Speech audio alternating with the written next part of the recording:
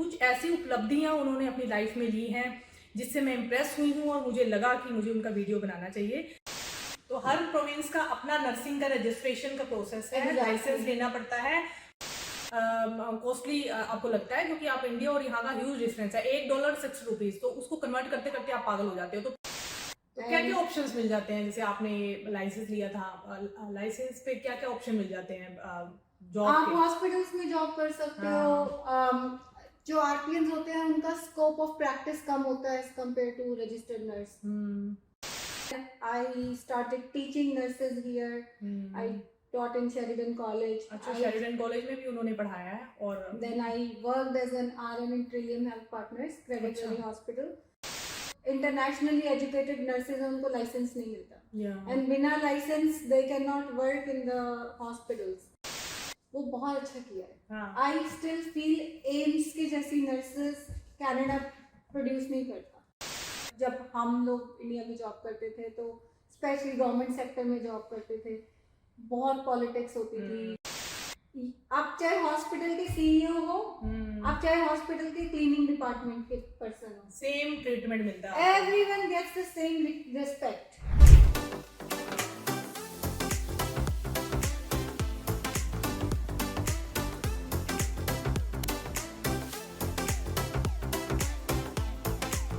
Welcome back to my channel. आपका मेरे channel पे बहुत बहुत स्वागत है। जो आज का सेशन है वो एक बहुत महान हस्ती के साथ है जिसे मैं जानती हूँ।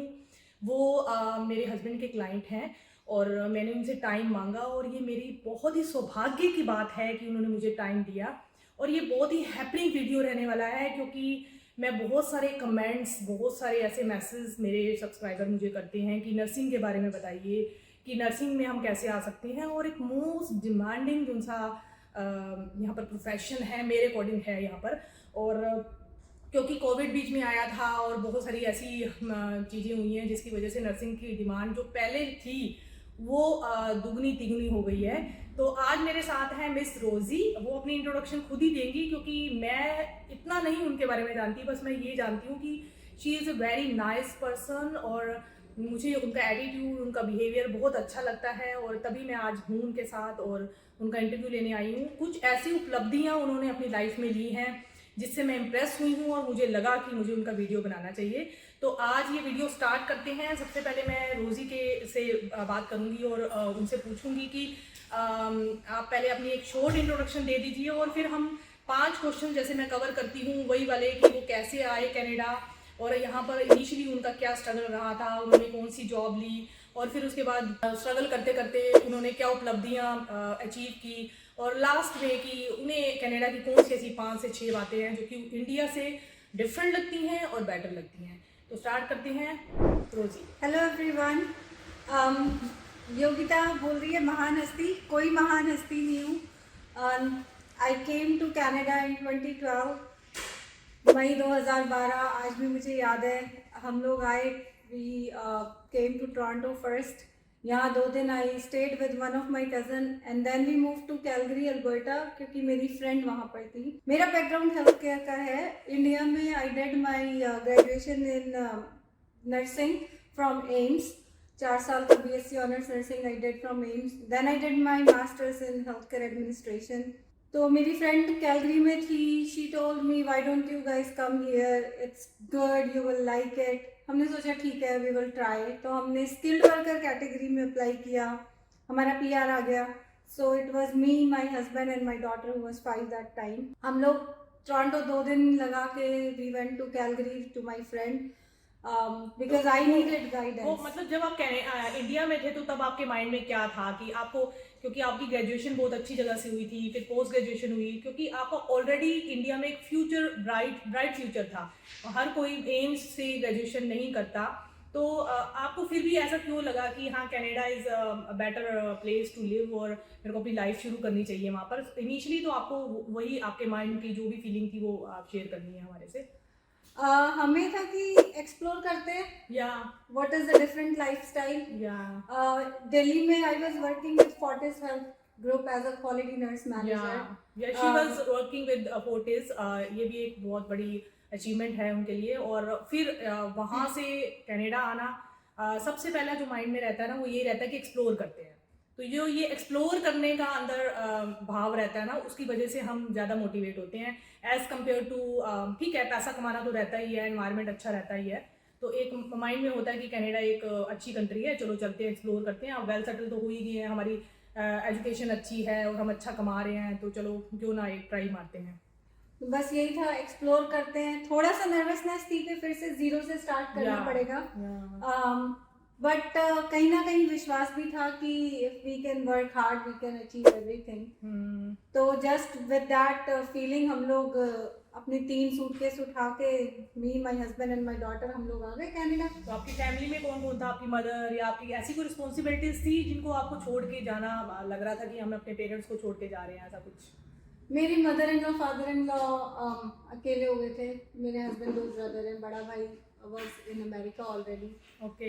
So, but they were not our, I would say कि in fact instead of stopping us, they were actually encouraging us. उन्होंने हमेशा encourage किया कि नहीं, तुम लोग explore करो, देखो, अच्छा लगे तो रुको, नहीं अच्छा लगा तो अपना घर है हमारे पास, you can come back any time, but fulfill all your dreams, work hard, and they were a big support actually. Responsibility मन में थी कि माँ बाप हैं, अकेले हो जाएंगे, पेरेंट्स को छोड़ के आ रहे पेरेंट्स हैं। को छोड़ के आना इजी नहीं है, बट जब उन्होंने ही एंकरेज किया, सो वी वर लाइक, वही होता है कि उनका सपोर्ट रहे तो तभी हम हमारे में हिम्मत आती है। अगर वो डाउन हो, जैसे मेरे जो इन लॉज थे उन्होंने बहुत सपोर्ट किया।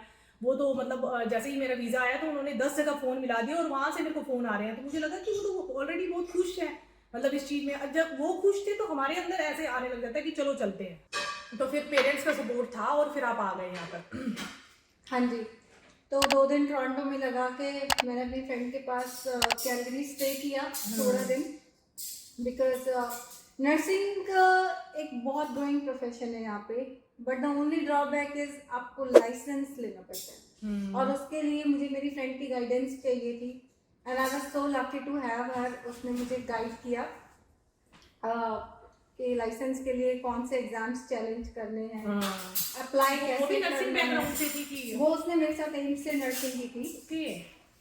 तो फिर मतलब आपकी फ्रेंड ने आपको अच्छा गाइड किया क्योंकि वो भी नर्सिंग बैकग्राउंड से थी और वो उन्होंने भी एम्स से आपके साथ ग्रेजुएशन की थी। हाँ, वो आ गई थी 2005 में। उसके टाइम पे रूल्स अलग थे, प्लस रूल्स चेंज होते रहते हैं, बट मुझे था कि एटलीस्ट मेरी फ्रेंड मेरे साथ में है तो एक सपोर्ट सिस्टम रहेगा।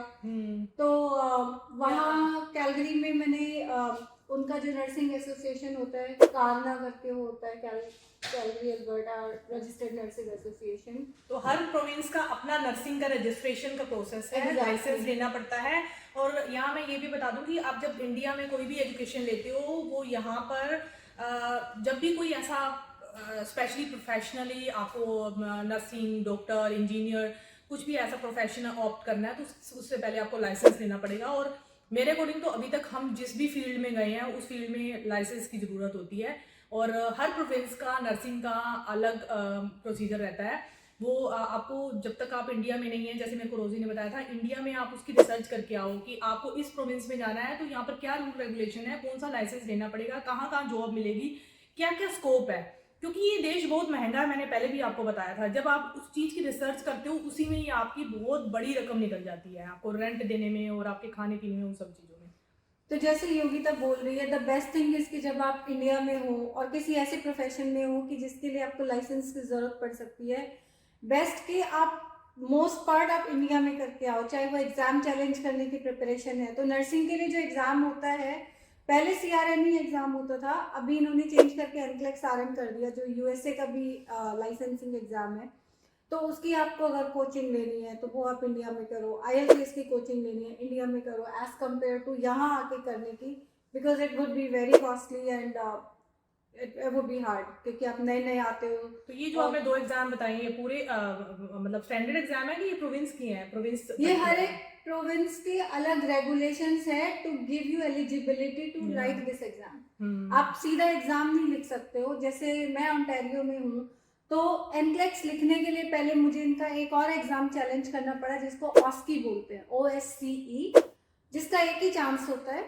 आपको उस एक चांस के अंदर एग्जाम क्लियर करना है। अगर आपने उस एक चांस में एग्जाम क्लियर नहीं किया तो दे गिव यू कॉम्पिटेंसी गैप्स और आपको 2 से 4 साल पूरा नर्सिंग दोबारा पढ़ना पड़ता ओह है माय गॉड। यहाँ के तो कॉलेज आपने वो से। क्लियर किया फर्स्ट हाँ, अटेम्प्ट में? तो मैंने एक ही अटेम्प्ट मिलता है उसका। हाँ, तो मैंने मतलब पहले ऑस्की attempt क्लियर किया पहले, then they give you eligibility के अब आप नर्सिंग के लाइसेंस का एग्जाम जो एनक्लेक्स RN है वो लिख सकते हो। उसके बाद आपको नर्सिंग का लाइसेंस मिलता है। वाओ। मतलब ये एक बहुत ही टफ जो सा प्रोसीजर है। और इसमें क्या होता है कि जब नर्सिंग बैकग्राउंड आपका होता है ना, तो यहाँ पर बहुत सारे ऑप्शंस हैं वैसे आपके पास। यहाँ पर आपको केयर गिवर्स हो गया, PSW हो गया, बहुत सारे ऐसे ऑप्शंस हैं। बट अगर पर्टिकुलर आपको नर्सिंग बैकग्राउंड में जाना है तो उसके लिए यही एग्जाम होता है। और जैसे इन्होंने बताया कि वन चांस होता है, तो उसके लिए बिल्कुल ठीक बात है कि इंडिया से, मैं अपनी जर्नी की बात करूं तो मैंने 99% जितनी भी तैयारी की थी वो इंडिया से कर ली थी। वो तैयारी करने की वजह से जो 1% था मेरे लिए इतना मुश्किल नहीं हुआ। लोग मेरे को मैसेज करते हैं कि मैम फिर आपने ये क्या किया, मैं टूरिस्ट वीजा पे आ रहा हूँ, मेरे को जॉब मिल जाएगी नहीं मिल जाएगी।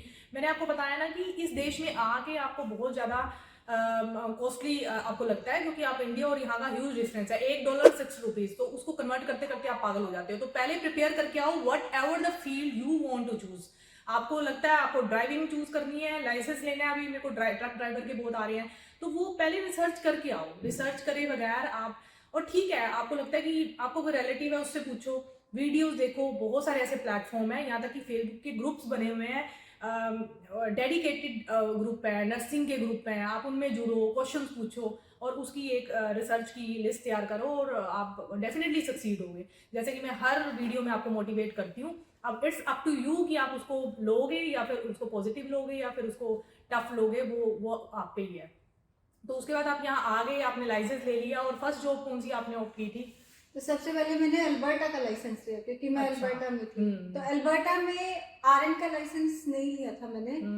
एक होता है RN, एक होता है RPN, registered practical nurse. Okay. तो मैंने पहले रजिस्टर्ड प्रैक्टिकल नर्स का लाइसेंस लिया। उसके क्योंकि मेरा जब ये उस टाइम पे जो प्रोसेस था उस प्रोसेस में बहुत टाइम लग रहा था, because they wanted all the papers way back from AIMS. तो वो AIMS से सारा सामान आना, papers transfer directly to the association of nursing there. ECA होता है कि उसके लिए अलग कोई टाइम कंज्यूमिंग प्रोसेस है। अच्छा, ECA करवाया था आपने? वो no not ECA, education evaluation होती है? नहीं वो नहीं होता। उस हर रूल्स इनके बदलते रहते हैं, अभी रूल्स बदल गए हैं शायद। अभी ECA होता है, जैसे मेरी बीएड इक्विवेलेंट की है इन्होंने, कैनेडियन बीएड की, MBA की है। तो नर्सिंग का उस टाइम पे ऐसा होता था कि ये लोग मेरी ट्रांसक्रिप्ट्स मंगाएंगे सारे एग्जाम्स के, जो मार्क कार्ड्स थे वो मंगवाएंगे, but I can not bring them. My institute has to send them in a seal and stamp. अभी ऐसे ही होता है, बस ये कि आपको पहले अप्लाई करना और उसके बाद, लेकिन वो उस टाइम पे उनका बैकलॉग इतना होता है तो बहुत टाइम कंज्यूमिंग था। तो मैंने RPN का लाइसेंस पहले ले लिया, उसको मिलने में मुझे 1.5 साल लगा। उसका भी एग्जाम अलग होता था, वो मैंने चैलेंज किया। तो मैंने RPN की जॉब स्टार्ट की। So I started working in a retirement home. अच्छा, as a registered practical nurse. सबसे पहले वही किया था? हाँ जी। और तो मई में आप आए थे, तो कितनी देर में आपको? 1.5 साल तक आप मतलब अनएम्प्लॉयड थे? हाँ, अनएम्प्लॉयड थी। थोड़ा बहुत इधर उधर मैं जॉब कर लेती थी, PSW की जॉब कर ली थी मैंने थोड़ा दिन, but I was pregnant also that time. तो I was second pregnancy with my second, yes, with my second son. तो I was not working that much. तो जब मेरा बेटा was 1.5 month, yeah he was 1.5 month old, then I wrote the exam and after my results I got the license. So I started working with that retirement home. Then I started teaching to PSWs in a college there. It was so ABM college. So I started teaching PSWs there with my job. तो क्या क्या options मिल जाते हैं? जैसे आपने licence लिया था, licence पे क्या क्या ऑप्शन मिल जाते हैं जॉब आप के? हॉस्पिटल्स में जॉब कर सकते हो। जो RPNs होते हैं उनका स्कोप ऑफ प्रैक्टिस कम होता है as compare to registered nurse. कुछ सर्टेन मेडिकेशंस हैं जो RPNs नहीं दे सकती हैं। कुछ सर्टेन चीजें हैं जो स्कोप ऑफ प्रैक्टिस में नहीं होती। तो बट उसके बाद मेरा RM was going side by side, but then my husband got an offer here.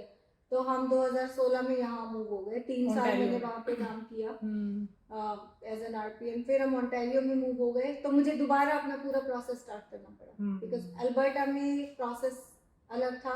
या ओंटारियो आने के बाद यहाँ पर college of nurses of Ontario, फिर से एम्स से सारे पेपर्स आए, अच्छा, एग्जाम दोबारा से आता है? चैलेंज किया, Oh my God. Exam challenge किया, फिर मैंने यहाँ पे लाइसेंस लिया।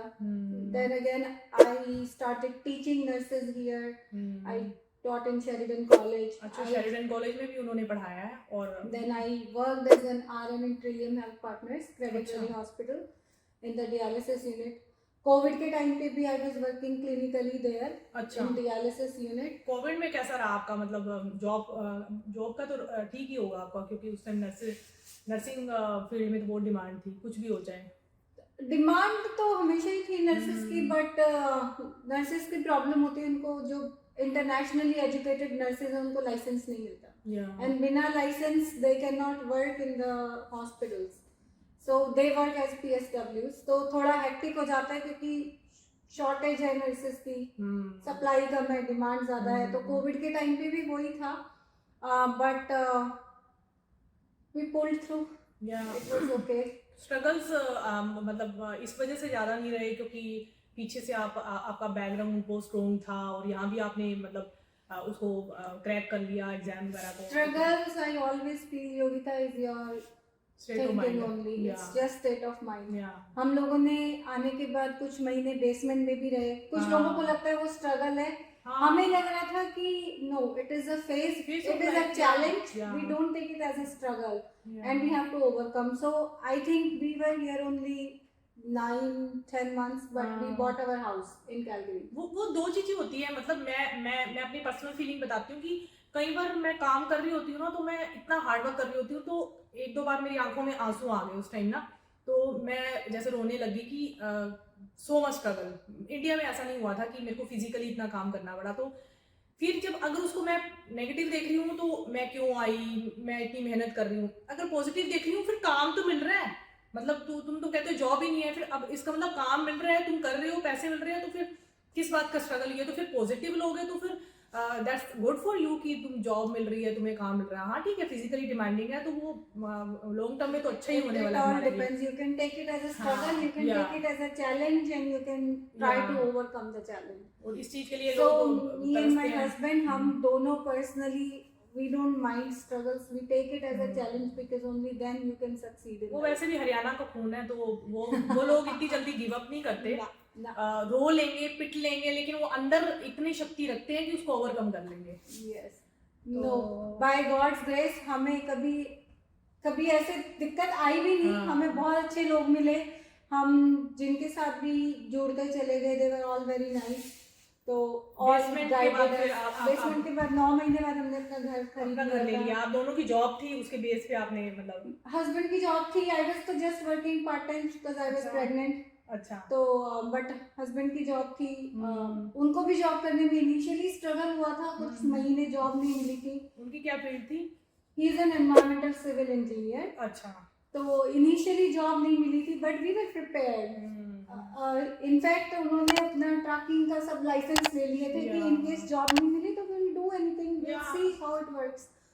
जैसे मेरे हस्बैंड को नहीं मिली अभी तक जॉब, और मिली थी तो सेटिंग बैठी नहीं, और फिर उन्होंने बिजनेस शुरू कर दिया अपना। नहीं, मेरे हस्बैंड को थोड़े टाइम के बाद what he did, he started volunteering. तो उन्होंने सीपी रेल के साथ वॉलंटियर करके अच्छा। प्रोजेक्ट किया, एंड बेस्ड ऑन दैट उनको फिर जॉब्स मिल गई। 2016 में ओंटारियो यहाँ पर उनको जॉब का ऑफर आया, तो अच्छा। फिर हम लोग मूव हो गए कैलगरी से। तो वॉलंटियर जो वर्क है उसका कितनी इम्पोर्टेंस है? कनाडा में मेरे को लगता है इसकी बहुत ज़्यादा इम्पोर्टेंस है, कोई भी वॉलंटियर वर्क करते हैं तो हम, है ना? Volunteer work is very important because आपको वर्क कल्चर पता चलता है, Yeah. बिकॉज आपका नेटवर्किंग होता है। आई ऑलवेज फील जो हमने इंडिया में पढ़ा है, जो हमने इंडिया में किया है, वो बहुत अच्छा किया है। हाँ। आई स्टिल फील एम्स की जैसी नर्सेस कनाडा प्रोड्यूस नहीं करता। The training we go through, but the only thing is we need networking to show that yes we know, we need networking to show that yes we have the education, the skill, and we can do much better than what you can do. So when he did volunteering work with the CP Rail with that project, so he showed his skills. yeah. So that is very important. Skills, attitude. But again, with healthcare, the problem is you cannot volunteer as a nurse, Yeah. because they will not allow you to touch anyone if you Without don't have any a license license. or without any. तो वो volunteering का कोई मतलब नहीं है. अगर आप हम्म. Hospital में वॉलंटियर भी करोगे तो इट वुड बी लाइक के पेशेंट्स की हेल्प कर दी, but you can not volunteer as a nurse if you don't have a licence. या ये तो है ही है. हाँ, या फिर अकाउंट्स वगैरह का काम देख लिया उन्होंने, या उस टाइप का शायद करती होंगी. That can be done, but not the nursing, real nursing work, like giving medications, doing treatment. तो फर्स्ट हाउस आपने 2016 में लिया है ना? नहीं, कैलगरी में 2013. 13 में ले लिया था. अच्छा, 12 में आए थे, 13 में अपना घर ले लिया था, है ना? फिर उसके बाद मूव हुए 2016 में यहाँ पे. 2016 में हम लोग यहाँ मूव हो गए तो थे. यहाँ अपना घर ही लिया था आपने? हाँ, यहाँ हमने मिल्टन में अपना पहला घर लिया था 2016 में. वही वाला था, बोर्ड लेन वाला? No, it was a townhouse on Gaynor Crescent, James Snow and Trudeau. ठीक है. तो एक टाउन हाउस लिया था इन्होंने ओंटारियो में. उसके बाद फिर आपने तीसरा घर लिया, और फिर ये आपका 4th हाउस है ना? This is the 4th one. और यकीन मानिए कि ये 4th हाउस जो इन्होंने बनाया है, ये एक इंसान का सपना हो सकता है, और इतना ब्यूटीफुल है. मतलब जब मैं एंटर हुई तो मुझे इतना अच्छा लगा कि वाह, मतलब मुंह से निकला. घर बहुत अच्छा बना हुआ है. और ठीक है, मतलब स्टेप बाय स्टेप इन्होंने जो भी चैलेंजेस आए उनको फेस किया, पेशेंस रखा, और इन्होंने अब अपना 4th हाउस परचेज किया है. इनके बच्चे बड़े हो गए हैं. बड़ी बेटी है इनकी, जो कि एक बहुत अच्छे स्कूल में जा रही है. बेटा है अभी छोटा है. तो end of the day you are well settled here in Canada. Well settled हैं और And happily settled. Happily settled हैं. तो आपको क्या लगता है कि मतलब कुछ ऐसी, मेरे को अभी 12 साल हो गए, आपको 12 साल हो गए हैं ना यहाँ पे? 2012 से 11 साल हो गए. 11 साल हो गए. तो 11 साल में आप मुझे कुछ ऐसी 3 से 4 बातें बताओ जो कि आपको इंडिया से या कोई भी एशियन कंट्री से जहाँ से लोग आते हैं बहुत अच्छी लगती हैं, और you personally like that very much. एक तो मुझे लगता है कि इट्स वेरी क्लीन. या हवा साफ है, सांस लेने के लिए आपको देख के अच्छा लगता है, सुंदर है, साफ है. सुंदर है, साफ है. हम आज सुबह पार्क में बैठे थे. मतलब जब हम ब्रीथ करते हैं, मैं कितनी बार कितने वीडियोस में ये बोल चुकी हूँ कि जब हम ब्रीथ करते हैं ना, तो हम उससे करते हैं कि इजीली करते हैं. हम जब इंडिया में कर रहे होते तो हम देख रहे होते थे कि आसपास ट्रैफिक ना हो, तो अच्छी तरह ब्रीथ करते हैं. और इतनी अच्छी खुशबू आ रही थी, छोटे छोटे फूल वगैरह थे. हम पार्क में बैठे थे. तो ये बहुत अच्छी बात है. क्लीन एनवायरनमेंट तो आपकी लाइफ की जो ईयर्स है और बढ़ा देता है. तो ये इसी के लिए तो इंसान कमाता है और वो सब कुछ करता है. तो ये एक वो, और हर बंदे की अपनी वो होती है देखने का नजरिया. किसी को क्लीन एनवायरनमेंट नंबर 1 पे लग रहा है, किसी को कुछ और नंबर 1 पे लग रहा है. उनका नंबर तो नहीं मुझे पता, बट हाँ, क्लीन I एनवायरनमेंट like सबसे the पहले आता है. clean, exactly. It is Yeah. very clean. हम लोग दिल्ली में थे, central Delhi, north Yeah. Campus, civil lines area में. तो वहाँ से अगर मैं कंपेयर करूँ तो बहुत बहुत ही क्लीन है. दूसरा मुझे जो यहाँ पे अच्छा लगता है, सेफ्टी. हाँ, सेफ्टी भी है. इंसिडेंसेस हर जगह होते हैं. हाँ, हर जगह आपको जो सोसाइटी के थोड़े से जो लोग होते हैं जो लॉ नहीं मानते, वो मिल जाते हैं. मिल जाते हैं. हर जगह मिलते हैं, बट यहाँ पे वो इंसिडेंसेस कम है एज कम्पेयर टू दिल्ली. हाँ, यहाँ बहुत कम है. आप कई बार तो हम परेशान हो जाते हैं ड्राइविंग करते करते, क्योंकि अभी नए नए है ना, तो वहाँ आदत नहीं थी, है ना. और क्योंकि लोग तोड़ रहे थे रूल्स, हमें भी लगता था. पूरी सड़क रात को 12 बजे खाली पड़ी है, बिल्कुल कोई दूर दूर तक नहीं है, और वो लाइट इतनी लंबी है. तो हम सोचते हैं कि क्या करें. चंडीगढ़ में तो ऐसा हो जाता तो ऑटोमेटिक हो जाती थी रात को लाइट. अब हम वेट कर रहे हैं, आप तोड़ ही नहीं सकते. और डर इस चीज का नहीं है कि नहीं हमने कनाडा में रह रहे हैं और रूल नहीं तोड़ना. नहीं, डर आपको चीज मन का में ही नहीं आता. अब आपका नहीं आता ना. अभी हमें ये लगता है कैमरा लगा हुआ है कि नहीं लगा हुआ. नहीं, अब वो आदत आपके रिफ्लेक्सेस ऐसे हो गए कि आदत आप वो नहीं रूल है. तोड़ोगे ही हम नहीं. सिर्फ हमारा बच्चा ऐसा बच्चा रूल को ही वो करेगा. वो रिफ्लेक्ट भी हो रहा है कई चीजों में. गुस्सा Exactly. करता है. वो शॉपिंग कर रहे होते हैं, मम्मा ऐसे नहीं ऐसे. जब रोड पार कर रहे होते हैं तब गुस्सा करता है कि मम्मा आप रोड क्यों कर रहे हो, आप अभी अभी ये यहाँ से क्योंकि नहीं चलना बच्चे है. सीखते बचपन से वही है ना. हाँ. बच्चे आते हैं, वो एनवायरनमेंट उनको मिल रहा है जहाँ पे उनको दोस्तों को सिखाया देखते जा हैं, रहा है, हाँ. दोस्तों को देखते हैं. तो और आप रूल्स फॉलो करते हो क्योंकि आपको एक सेटिस्फेक्शन माइंड में रहती है हाँ. कि एक आप जो सिर्फ सिस्टम जी बनाया है हो रहे उसको हैं. फॉलो कर रहे हो. जी क्यों रहे हैं, वो तो भाग ही जा रहे हैं, आप रूल तोड़ तोड़ के भागे जा रहे हैं, और किस चीज को पकड़ना है आपने? इंडिया में प्रॉब्लम, दिल्ली ट्रैफिक की प्रॉब्लम ये है कि अगर आप रूल तोड़ नहीं रहे तो आप 4 घंटे एक जगह खड़े हो जाओगे स्टक हो या आधे टाइम, बिकॉज लेन ड्राइविंग नहीं हाँ, होती है। lane बट driving वहाँ नहीं के अलग चैलेंजेस हैं, but I like this thing that यहाँ पे और हम लोगों को थोड़ा सेफ्टी है, रूल्स सेफ्टी फॉलो है, करते हैं लोग। एनवायरमेंट और आई डोंट स्केयर अगर my kid is outside eight 9 o'clock at night, I am या नॉट स्केयर नहीं बिकॉज वो हाँ, वी बेटा मेरा 10 बजे कहीं से आता, यूथ सेंटर ज्वाइन किया हुआ उसने, तो कहता मम्मा मैं पहले हमें डर लगता था, वो 10 बजे पैदल आ रहा होता है, घर पहुंचता है कई बार 10:30, हम वरीड होते हैं बट वो सेफली घर आ जाता है, क्योंकि हमें पता है कि कोई you are worried just as a parent, but आपको ऐसा नहीं लगता कि यार कहीं से कोई कुछ आएगा, बच्चों के साथ कुछ गलत ना हो जाए? वो चीज नहीं है बिल्कुल भी। तो वो चीज नहीं है, स्पेशली गर्ल चाइल्ड के साथ इंडिया में जो माहौल दिल्ली में हाँ, हमने देखा था, हाँ। अभी हो सकता है चेंजेस हो गए हैं हमारे 10 साथ हुआ 11 है, साल में। मतलब हम छोटे थे तो मैंने वो नजरें देखी हैं और वो सब कुछ देखा है। तो with a girl child I feel more safe here for Yeah. my daughter as compared to in India, या in Delhi. और It could have changed now in 10 years, I don't know, but जब मैं वहाँ थी तो it was not कुछ भी, good. मैं अभी आई हूँ वहाँ से, कुछ नहीं चेंज हुआ।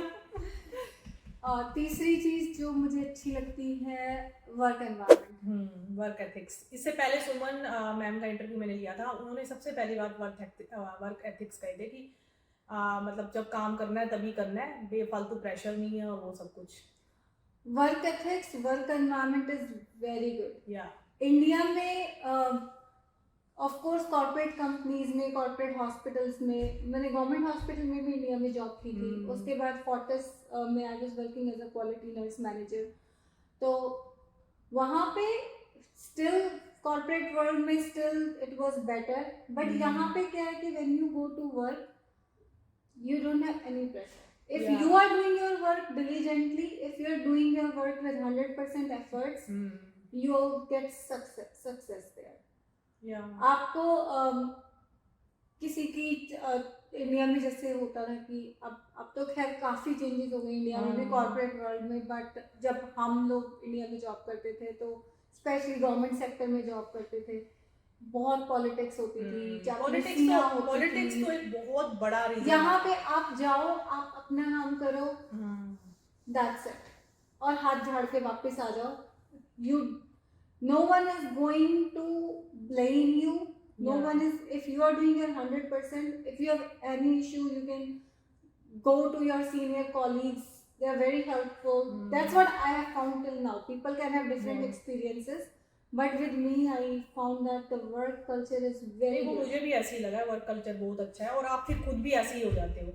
And the other thing is कि आप चाहे हॉस्पिटल के सीईओ हो, आप चाहे हॉस्पिटल के क्लीनिंग डिपार्टमेंट के पर्सन हो, सेम ट्रीटमेंट मिलता है, everyone gets the same respect. या इंडिया में आप एक क्लीनिंग पर्सन को रिस्पेक्ट मैंने नहीं देखा देते हैं। वो हम भी अपने घरों में हाउसमेट को इतना ज्यादा वो नहीं, ठीक है हम करते थे, उसका केयर करते थे, वो गरीब है इसको ये दे दिया वो दे दिया, बट वो उस लेवल पे रिस्पेक्ट इज डिफरेंट थिंग, दया दिखाना इज डिफरेंट थिंग है। हम दया दिखा सकते हैं, प्रोबेबली रिस्पेक्ट नहीं करते थे, बट यहाँ के सीखा भी, और हमने सीखा भी और दी भी है, और वो एक बहुत बड़ी बात है, और इससे सेटिस्फेक्शन मिलती है चीजों से कि हम इंसान हैं, हम इंसान को इंसान समझ रहे हैं, वो उसका लक था या वो नहीं पढ़ा या कुछ है, जो भी है वो ये काम कर रहा है, उसकी स्किल्स हैं, हर कोई नहीं कर सकता। You respect a person as a person, you are not respecting their designation, उनकी क्वालिफिकेशन, उनका क्या, you don't respect that person for anything of that. तो I liked it very much.